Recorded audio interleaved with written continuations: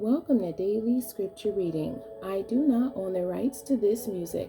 Matthew chapter 27, beginning at verse 33 and ending at verse 56. This is the Amplified Version. The Crucifixion. And when they came to a place called Golgotha, which means place of a skull, they offered him wine mixed with gall, myrrh, a bitter tasting narcotic, to drink. But after tasting it, he refused to drink it. And when they had crucified him, they divided his clothes among them by casting lots. Then sitting down there, they began to keep watch over him to guard against any rescue attempt. And above his head they put the accusation against him, which read, "This is Jesus, the King of the Jews." At the same time, two robbers were crucified with Jesus, one on the right and one on the left.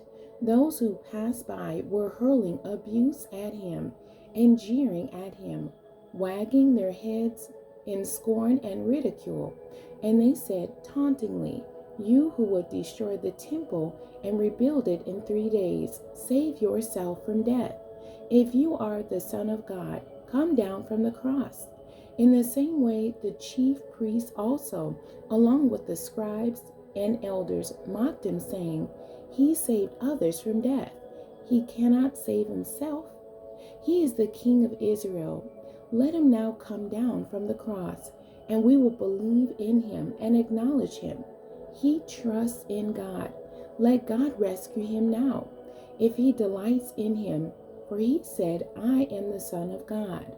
The robbers who had been crucified with him also began to insult him in the same way. Now from the 6th hour, noon, there was darkness over all the land until the 9th hour, 3 o'clock p.m. About the 9th hour, Jesus cried out with a loud, agonized voice, "Eli, Eli, lama sabachthani?" That is, my God, why have you forsaken me?" When some of the bystanders there heard it, they began saying, "This man is calling for Elijah." Immediately one of them ran and took a sponge, soaked it with sour wine, and put it on a reed, and gave him a drink. But the rest said, "Let us see whether Elijah will come to save him from death." And Jesus cried out again with a loud, agonized voice, and gave up his spirit voluntarily, sovereignly, dismissing and releasing his spirit from his body in submission to his Father's plan. And at once the veil of the Holy of Holies of the temple was torn in two, from top to bottom. The earth shook and the rocks were split apart. The tombs were opened, and many bodies of the saints, God's people who had fallen asleep in death, were raised to life. And coming out of the tombs after his resurrection, they entered the holy city, Jerusalem, and appeared to many people. Now the centurion and those who were with him, keeping guard over Jesus, when they saw the earthquake and the things that were happening, they were terribly frightened and filled with awe, and said, "Truly, this was the Son of God."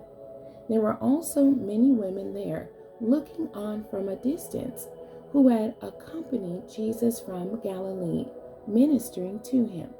Among them was Mary Magdalene, and Mary, the mother of James and Joseph, and Salome, the mother of Zebedee's sons, James and John.